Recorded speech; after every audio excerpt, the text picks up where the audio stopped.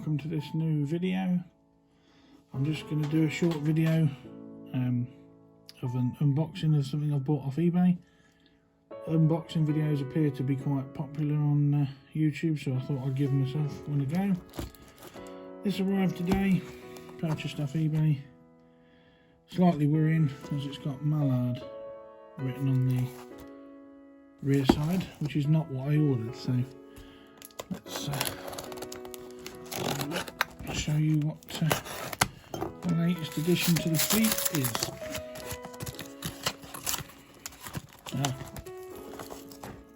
That's worrying as well. It's not a Hornby model that I've actually bought, so I don't quite know what the crack is with this.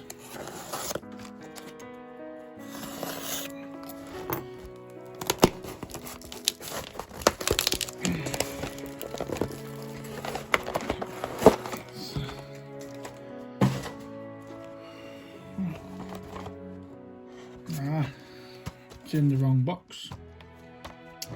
In the wrong box, that's why. We have a Great Western Prairie Tank by Bachmann in a Hornby Railways box.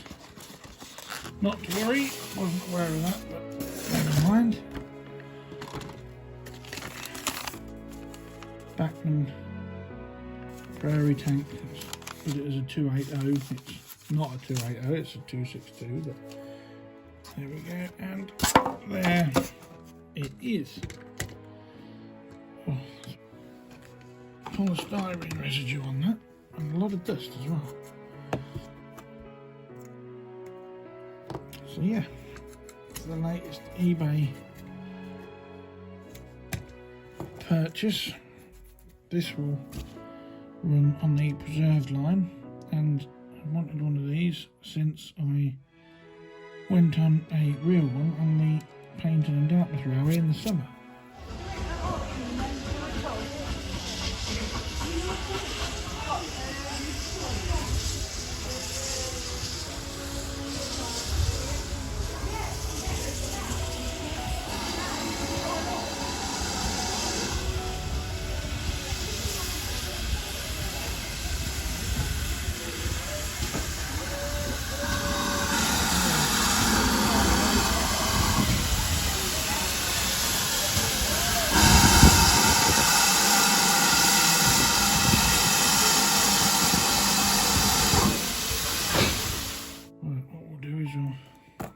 Get the trusty length of track out, and we'll give it a test.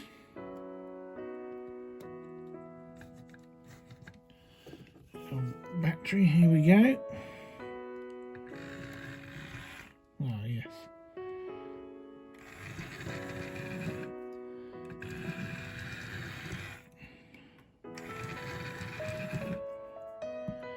Yeah, so it runs. The front coupling hook is missing there, but everything else, all the buffers are intact, all the paintwork is in good order, no marks or blemishes on it.